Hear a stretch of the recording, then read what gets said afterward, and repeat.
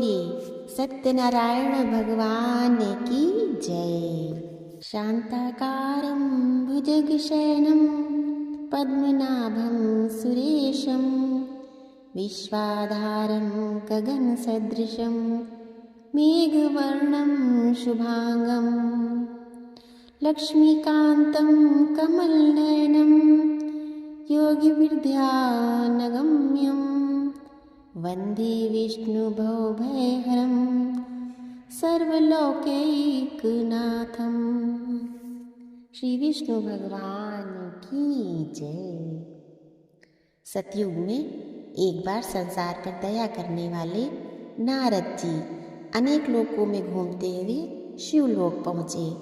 उन्होंने संसार के स्वामी देवाधिदेव शिव तथा माता पार्वती को प्रणाम किया। भगवान शंकर ने उनसे आने का कारण पूछा तो नारद मुनि ने कहा, हे भगवान, मृत्युलोक में रहने वाले लोग पापों में लगे रहते हैं, कर्मानुसार कष्ट भोगते हैं तथा अंत में नरक को जाते हैं। अतः आप उनके कल्याण के लिए कोई उपाय बताइए। उन्हें सुख शांति कैसे प्राप्त हो और अंत में मोक्ष प्राप्ति भी हो। नारद की यह बात सुनकर प्रसन्नता पूर्वक शिव जी ने कहा, हे नारद, सत्य से बढ़कर दूसरा कोई धर्म नहीं है। धर्म नारायण का स्वरूप है। भोग और मुक्ति देने वाले सत्यनारायण का पूजन करना चाहिए। पूर्व समय में उन सत्यनारायण का आविर्भाव जैसे हुआ उसे मैं तुम्हें बता रहा हूँ, ध्यान से सुनो। सतयुग में काशीपुरी में एक राजा हुए जिनका नाम ब्रह्मदत्त था। ब्रह्मदत्त सत्य धर्म के पालक थे। एक बार मंत्री पुरोहित के साथ सभा में बैठे हुए राजा ने धर्मानुकूल सत्य के पालन करने की प्रतिज्ञा की। उन्होंने कहा, हमारे राज्य में सभी प्रजा हर्षपूर्वक कर्म करते हुए परिश्रम करते हुए सदैव सुखी रहे। नगर के चतुर कारीगर अपने कौशल से वस्तुओं का निर्माण करके उन्हें अपनी इच्छा अनुसार बाजार में बेचे। बिकने से बची समस्त वस्तुएं उचित मूल्य पर राजकोष से खरीद ली जाएंगी। इस प्रकार का सत्य संकल्प राजा ने लिया। राजा की घोषणा से सभी प्रजा प्रसन्न हुई। राजा की आज्ञा अनुसार सभी लोग उत्साहित होकर अपने अपने कार्य में जुट गए। बढ़ई, जुलाहे, धोबी, चर्मकार, दर्जी, कुम्हार, जितने भी कारीगर थे सब अनेक प्रकार की वस्तुएं बनाकर बाजार में बेचने लगे। बिकने से बची हुई वस्तुओं को राजा स्वयं खरीदने लगा। इस प्रकार राज्य में विकास होने से दरिद्रता दूर हो गई। काशीपुरी में संपन्नता आ गई। सभी रिद्धियाँ सिद्धियाँ तथा सभी प्रकार का आनंद भर गया। पुरी धर्म, अर्थ, यश, पराक्रम आदि गुणों से सुशोभित हुई। दृढ़ प्रतिज्ञ धर्म पूर्वक प्रजा का पालन करता हुआ वह राजा सुख शांति आदि गुणों से संपन्न हो गया। पृथ्वी पर उसकी धर्म ध्वजा फहराने लगी। ब्रह्मदत्त के ऐसे महत्व को देखकर इंद्र घबरा गए और सोचने लगे, शायद काशीराज हमारी नगरी को वश में करने के लिए अपनी पूरी काशी को यहाँ लाकर राज्य करेंगे। इस प्रकार चिंतित होकर इंद्र भगवान विष्णु की शरण में गए। परमात्मा विष्णु को प्रणाम करके अपना अभिप्राय निवेदन किया। यह सुनकर भगवान विष्णु इंद्र को शांत कराते हुए बोले, हे इंद्र, भयभीत मत हो, कुछ समय प्रतीक्षा करो। काशीराज धार्मिक, सत्यव्रत, परायण है। उसने काशीपुरी को स्वर्ग से भी बढ़कर प्रिय एवं सुंदर बना दिया है। इस प्रकार इंद्र को समझाकर विष्णु प्रिया लक्ष्मी के पास गए। भगवान विष्णु ने लक्ष्मी जी से कहा, मैं काशी राजा के सत्य की परीक्षा करना चाहता हूँ, जिसमें आपके सहयोग की आवश्यकता है। लक्ष्मी से इतना कहकर भगवान विष्णु ने विश्वकर्मा के द्वारा शनैश्चर की सुंदर प्रतिमा बनवाई और उसके नीचे लिखा दिया, इस प्रतिमा को जो खरीदेगा उसका सर्वनाश हो जाएगा। विष्णु और लक्ष्मी लोहार बनकर काशीपुरी को गए और उस प्रतिमा को बेचने के लिए बाजार में रखा। उस शनि देव की मूर्ति देखकर उसे खरीदने वाले आ गए। उस मूर्ति की सुंदरता में मुग्ध होकर भी लोग मूर्ति में नीचे लिखी लिपि देखकर उदासीन हो गए। आखिरकार उस मूर्ति को किसी ने नहीं खरीदा। सायंकाल हो गया। राजा की आज्ञा अनुसार उनके सेवक जब उस शनि मूर्ति को खरीदने आए तो लोहार ने उस मूर्ति की विशेषता बताई कि इस मूर्ति को जो खरीदेगा उसका सर्वनाश हो जाएगा। इसलिए हे राजसेवकों, यह बात राजा से सही सही बता दो।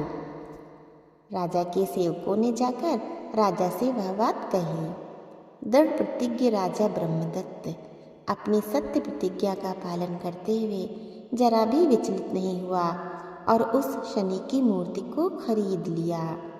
शिवजी ने कहा, हे नारद, शनि देव की मूर्ति ज्यों ही राजमहल में लाई गई त्यों ही उसने अपना प्रभाव दिखाया।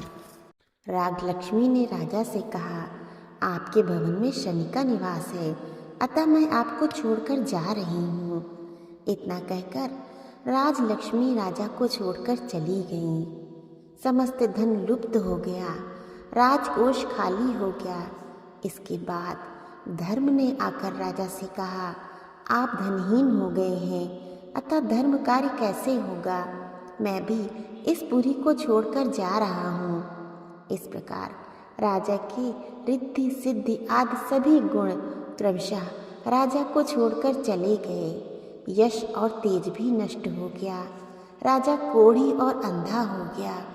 सेना विद्रोह करने लगी। शनि की मूर्ति के प्रभाव से राजा के पुत्र, स्त्री, मंत्री और जो मित्र बांधव थे सभी अकाल मृत्यु को प्राप्त हुए।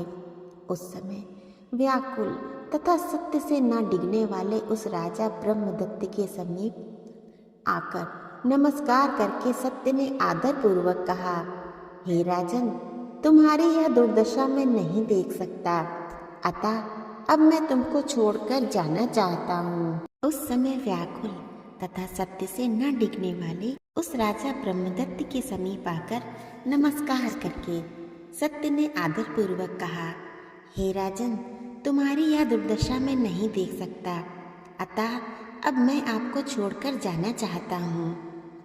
सत्य की बात सुनकर राजा ने कहा, हे सत्य, तुम इच्छा अनुसार जा सकते हो। प्रसन्नता पूर्वक मेरे गले से लगकर मेरा आलिंगन करो, उसके बाद इच्छा अनुसार जाओ।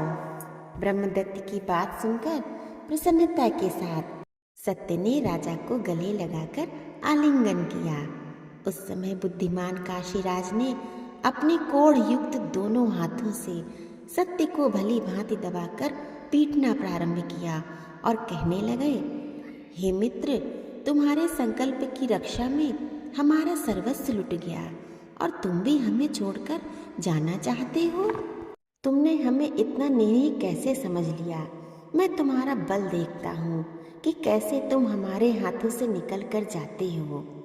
राजा ब्रह्मदत्त की सत्य के प्रति निष्ठा देखकर सनातन सत्य शंख चक्र गदाधारी श्री विष्णु भगवान ब्रह्मदत्त की भुजाओं से प्रकट हो गए। उन सत्य स्वरूप सत्यनारायण भगवान ने स्वयं सत्य पालक राजा ब्रह्मदत्त की प्रशंसा की और उन्हें वरदान दिया। सत्यदेव के वर से काशीराज ब्रह्मदत्त के पुत्र, स्त्री, मंत्री, बंधु बांधव, धन धान्यादि कोष सब कुछ प्रकट हो गया।